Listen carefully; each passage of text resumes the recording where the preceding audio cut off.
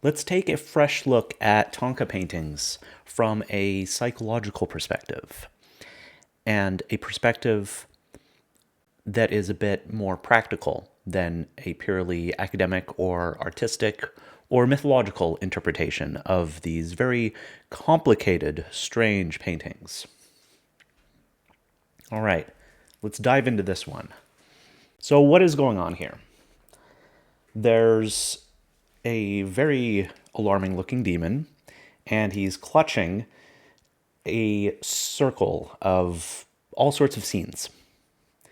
This is samsara that we are familiar with from all of Buddhism.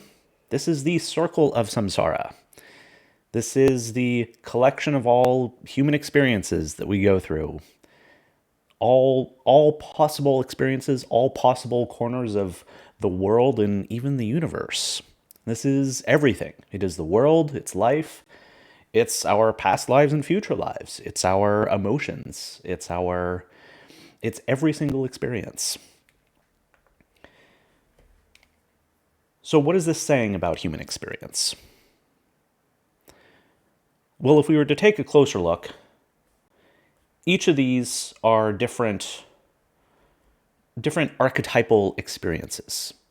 In general, positive, negative, pleasurable, painful, enjoyable, terrible. They're representations of sort of the most intense versions of that. So you have palaces in the sky, you've got gorgeous waterfalls with beautiful people, you have chaos and all sorts of awful things happening. Basically, the whole range of human experience, all of the extremes, everything you might encounter. And the idea is that we go through all of these experiences on different scales. That's critical to understand. You can understand this on a bunch of different scales. You can think of it like, in a very traditional Buddhist sense, you could think of it as rebirths. So each of these might be a life. One life, you're rich and powerful. You live in a palace in the sky, essentially. Next might be quite ordinary. Ordinary job, ordinary life. The next might be quite awful. The next might be even unimaginably worse than that. But the one after that might be quite pleasant, and so on and so on.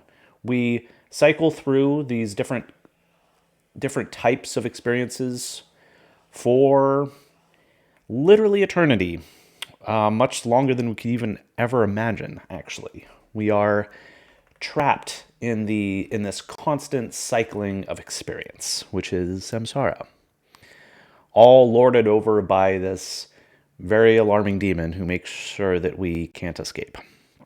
And actually, we don't necessarily want to. Even if we're trapped in a very terrible spot that we would love to get out of, well, maybe the next rebirth we're in a extremely wonderful situation which we have no intention of leaving. So that's how we're trapped. We're Everything is sort of balanced out and we don't even realize what the situation is. We can also understand this not in a very religious sense with rebirths and everything. We can understand it in a single human lifetime as emotions. One day you're on cloud nine, the next, quite ordinary.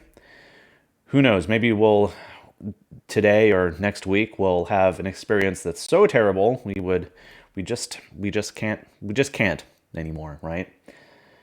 But then the next day we wake up and things are great again. That's just that's just what it's like to have a human mind, to be a human in this very chaotic world. Things are constantly changing, and if we're around for long enough, we can see all sorts of cycles that happen in our life, but also in a single year, in a single day, even just in a single moment. Actually, there's a lot going on. You can even think of it in just at this moment with all of the racing thoughts that go through our minds. Some of them are pleasurable, some of them are sort of neutral, like plans for the day. Some of them are terrible, like fears for the future. So this model must be understood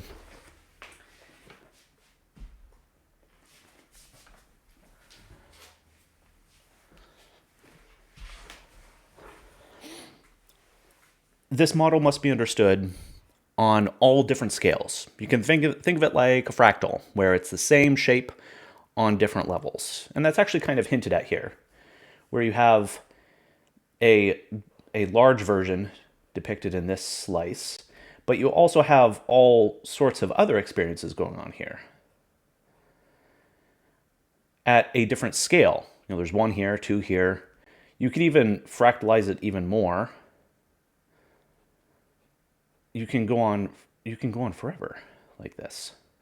It's really up to the individual artist how deep you want to go.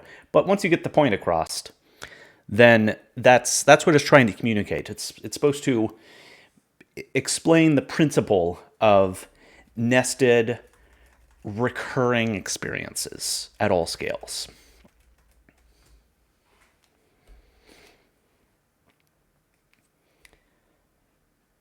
From a practice standpoint, when we're meditating, this is also useful. I mentioned that this circle of samsara can be thought of as describing the way that our thoughts race around. This circle can also be experienced much more literally. When we meditate and visualize where our minds are, if our minds were in a place, where would they be? At any given point in the day, or whatever, we might find ourselves in literally a different place. If we're feeling open and expansive and, open to experience, then the world that we find our minds in might be extremely pleasurable. If we're feeling really stressed and closed off, then the best way to visualize our experience then might be in one of these more hellish realms. So this diagram gives us permission to visualize in a full range of human experiences, in a full range of archetypal intense experiences, to visualize to whatever extent is necessary in order to properly visualize what is happening to us. In a single painting with all of these different scenes, we are given permission to imagine any possible world that might fit what we're trying to experience. And that's what it's trying to get across. It's not that each of these pie slices represent an objective place that our minds can go. It's trying to get across a principle. The principle of embracing the fact that the mind is infinite. An infinite number of places, an infinite number of possibilities there.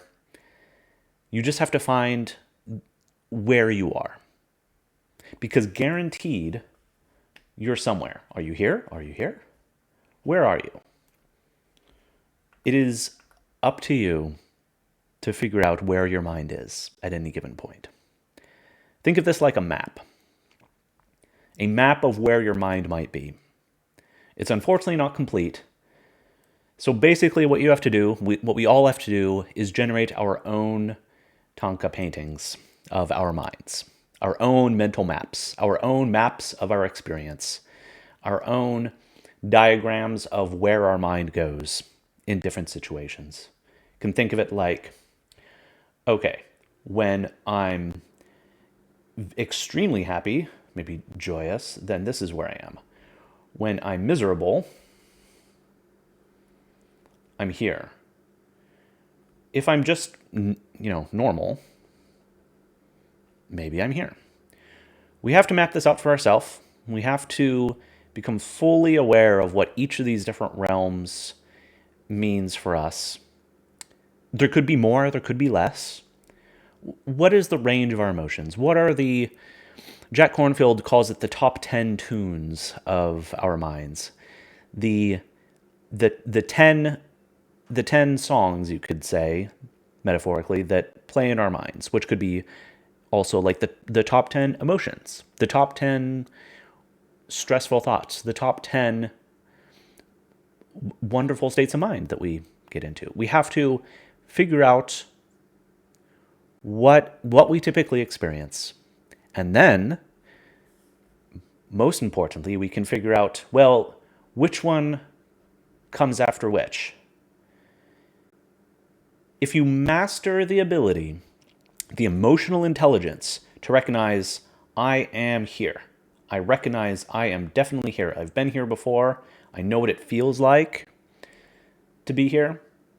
And then suddenly you realize, oh, I'm not there anymore. I'm not in a joyous state of mind. I'm actually quite normal again. I know that I'm here. My mind is back to a normal state. I'm aware of what this feels like. If I ask myself, where is my mind now? It would come back with maybe nothing in particular. Maybe a sense of just being in a space. We must recognize that, okay, a moment ago, we were in this fantastically open, expansive sense of space, and now we're here. Okay, that's a transition. And that single recognition, that single moment of noting joyous to normal, that single moment is of incredible importance because we're building the map. If we never realize where we are, this isn't a map. It's just a scattering of random events. But if we know that, okay, I was here and then I was here, that's a sequence. If we can then recognize that, okay, well, this leads to that, we can start to get a sense that, oh, my mind and my emotions go through cycles. Recognizing that cycle is a actually pretty good definition of enlightenment. Even if we're trapped in the cycle still, which we always will be, let's be honest, recognizing what leads to what renders this map. And now we know what we're dealing with. This by itself is incredibly important. Because this is how it is with this awareness that this entire system can sometimes be escaped for a while. Just by recognizing what leads to what, we're reducing our ignorance of what exists in our mind. And that's very important because if we look very close at the center here, what's going on here? Let's zoom in. I have another image. It's not this one specifically, but it's from a different one, but these are very common. So if we zoom up,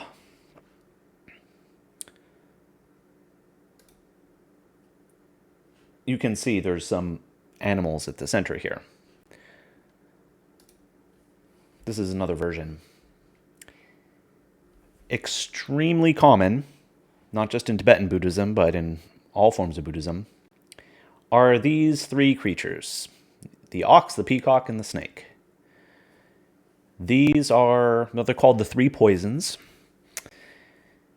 They are what keep this entire samsaric process going.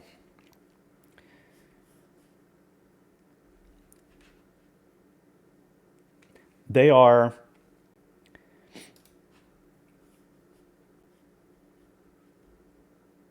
go by different names. I encountered them in Burma by their Pali names. So this is Moha, Lobha, Dosa.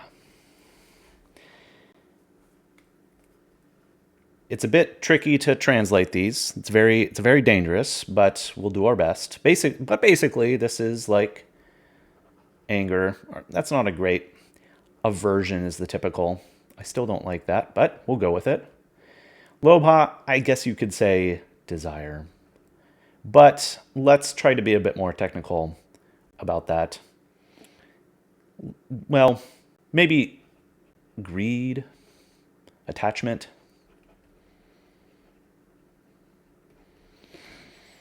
Dosa may be the most interesting. Ignorance.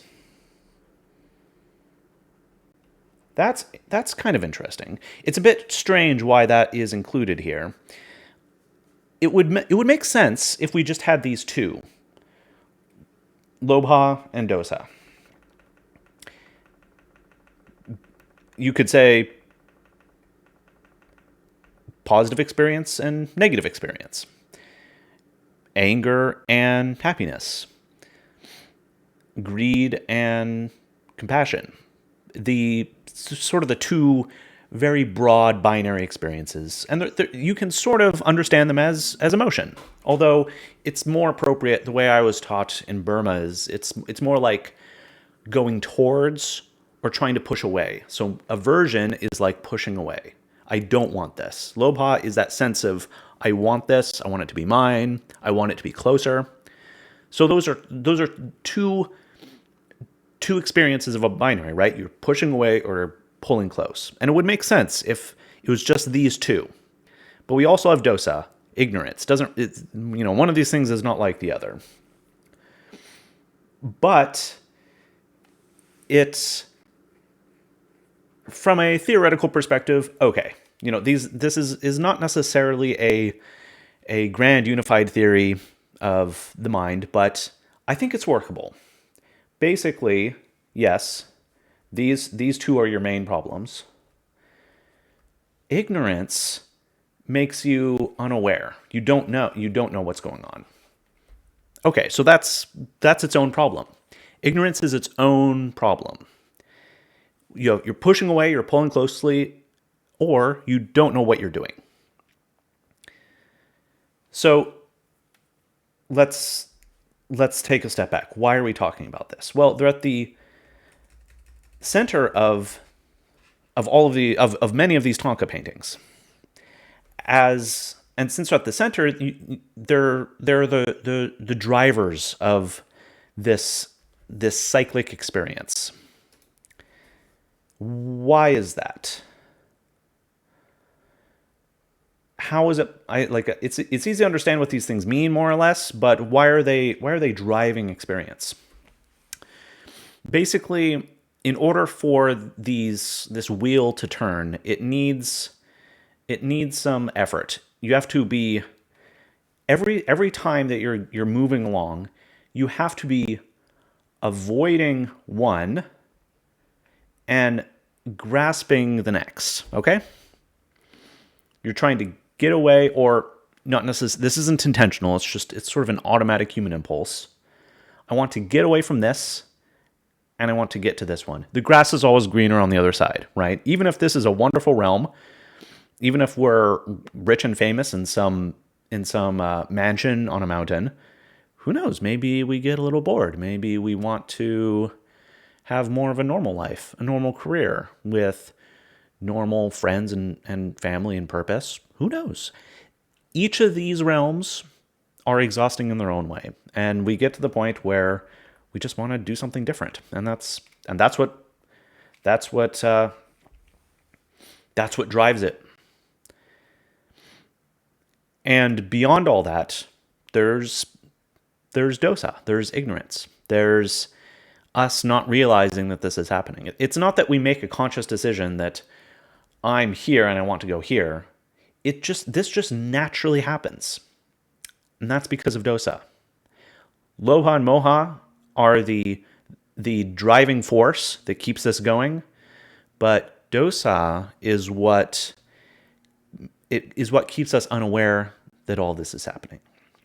So I hope you can understand the framework here. I think it's as simple as it possibly could be to explain this rather funny situation that we're in as humans, right?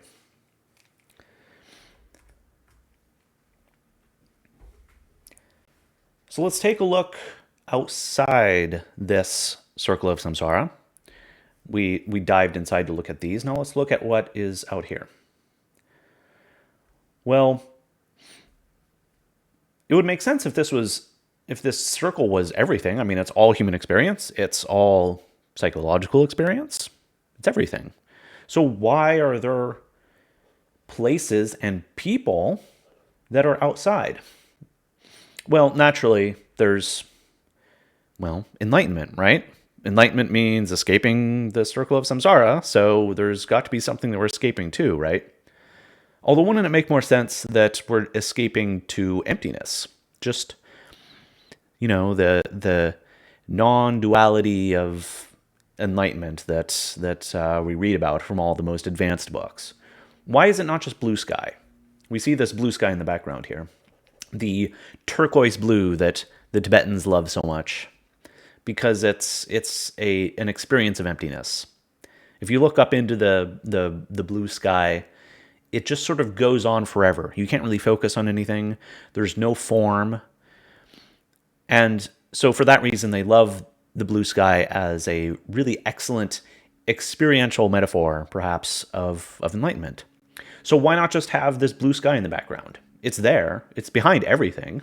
It's even behind everything here in the normal human experience, if you notice. But no, we have structure. We have things going on in this space beyond.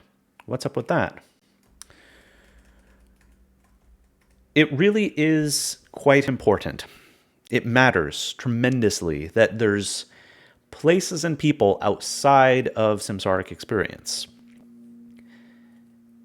Recognizing that completely changes our perspective on Buddhism. If we started out with a perspective that Buddhism is about eliminating all thoughts and feelings, labha, moha, dosa, eliminate all these impulses, everything, thoughts, feelings, motions, bam, gone. Just give me blue sky, and not even that, and got to let go of that at some point too, just nothingness. If that's the model that you're working with, well, this type of painting suggests otherwise. Suggests that even if you do manage to completely kill these motivations of the samsaric process, and your mind finally, after eons, finally gets free, it suggests that even if you kill all your thoughts and feelings, you'll end up someplace new. So where and why and what are we supposed to do about that? Well, this is tremendously interesting and empowering. This is why I like to talk about this. This is why I try to provide an accessible introduction to these types of Buddhist descriptions, because it's giving you permission always to explore the vast reaches of the mind world. And this is one great way to illustrate that.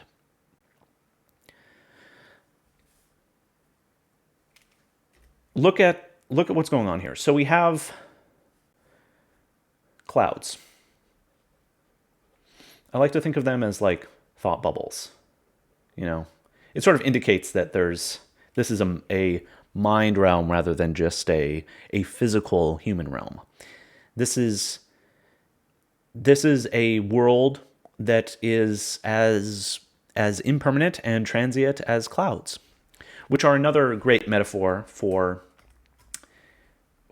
the mind. In Buddhism, there are three different types of realities. There's ultimate reality, which is empty, which is the often metaphorically the blue sky. Then there's clouds that emerge in the blue sky. Clouds they come and go. They take on all sorts of forms, an infinite variety of forms.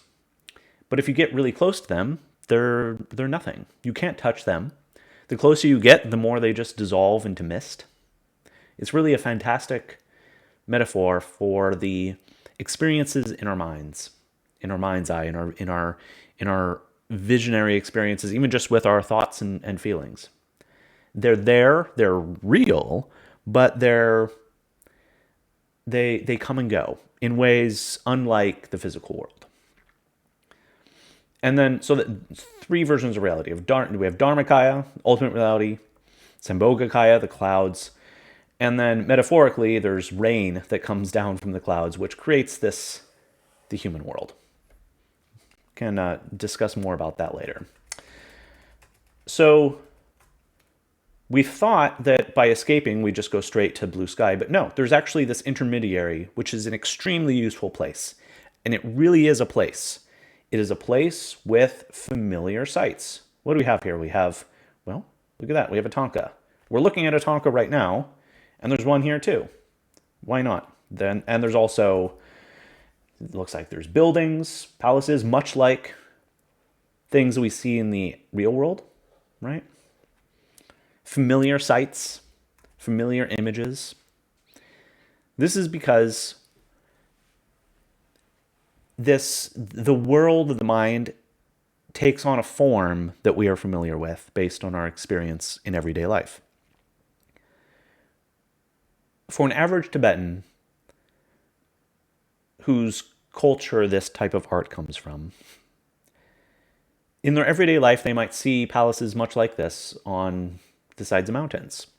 And so in their minds, they will associate these kinds of palaces with lofty, authoritative, very spiritual, the most spiritual experiences. So naturally, during meditation or during moments when the mind is particularly expansive and open, naturally, the things that will come to their minds are the images of what they associate with the most spiritual places. For them, it's temples. For us, it could be something quite different. In our process of learning how to identify these different realms within our own minds, we learn what type of imagery is most common for each realm. That gives us the ability to recognize when we're in a place during meditation, which looks like one of these realms, but is free from this constant process of change from one to another. So notice the similarities here. We have a temple, we have these guys hanging out, right? This outside of samsaric space resembles experiences that we have, but are free from these compulsive forces. So what this means is that as we learn to recognize lobha, moha, dosa, these three poisons, something interesting happens. It's not that our experiences disappear, but we get a sense of experiences that are similar, but very much different in a way that's just very hard to explain, unfortunately. You can think of it this way. When your mind is the most peaceful, I suppose, you might visualize that in a way that looks like a landscape you're familiar with, that is peaceful. Perhaps mountains, perhaps forests, an ocean, but it will feel different. Instead of being bounded on all sides, it'll be expansive, infinitely large. Instead of leading lockstep to different experiences, it's sort of just there in our minds. And as our practice develops, these spiritual spaces stay with us. It's so no matter how many distractions we get sucked back into, which always happens, our minds may go out to these spaces and then get sucked back in, go back out, get sucked back in. No matter how much we get stuck, we know these other spiritual realms stay there. They're permanent in their own impermanent way. They're outside of all these forces that make life chaotic. It's a background. The ultimate background, of course, is the empty sky, which is sort of what allows life to happen. But we also have space in the mind. We have an underlying current of emotion and experience which stays with us, which can be very stabilizing and bring us a feeling of and can bring us energy, everything that you could imagine from having a solid spiritual foundation comes from being able to experience and then nurture these spaces. And once we have them, teachers will arrive. Spiritual teachers.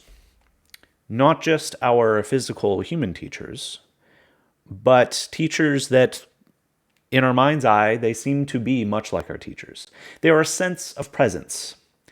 They are a sense of guidance. Notice how this one is pointing. They give us pointers. They direct our attention. This is really hard to explain because it's something you just have to experience, but I think everyone can relate to this feeling of there are times throughout everyone's lives where you just feel a sense of presence. Could say like divine presence, whatever. A sense of presence that isn't associated with a person. That just naturally happens. And the more you practice, the more often this sense of personified presence can emerge. And if you practice enough, it becomes, these can become permanent. This sense of guidance and presence and purpose can just gain this background reality in our mind, no matter how distracted we are, that always allows, we can always, even if we're stuck in here, we can always see our spiritual teachers up there in the clouds. They always remind us what is more real than real. And that's sort of the purpose of practice. By recognizing the three poisons at the center, we get moments where we can escape, where we can spend time in our minds without the hassle of things leading one to the next. We can meet a sense of presence and get a sense of direction in life from that. And we get sucked back in and back in our cycle of crazy lives. But now, instead of our minds being tiny, we have a sense of the whole. I should have written that earlier, I guess. Instead of our minds just sort of blipping in and out of existence without any awareness, then the second step is to be aware of the whole, which allows us to sometimes pop out, to finally, the entire Thangka is our experience. We understand all of this. All of this is our consciousness. We're not so narrow-minded. We're not oblivious to the other realms. We're not oblivious to other people's experiences. We can relate to all of these human conditions and be compassionate for them. We can remember, because it's our new life experience, that there's something outside. And if we keep practicing, we can get to the point where if we just take even just a moment of practice, we can escape. We can escape might not be a great word. We can return to these spiritual, expansive feelings whenever we need to, if we have to. We have to meditate in order to get out of this realm temporarily. But we can do it whenever we want. It's now an option for us. Now, meditation is not very practical. I mean, you have to sit down, close your eyes. You have to be in a situation where you're able to just ignore life for a bit. But if you have the privilege of doing that, then you can spend that time in this extra samsaric space. You can remind yourself what is that these places exist, because it can be easy to forget. You can re-encounter these teachers, which is quite convenient because your physical teachers can't always be around.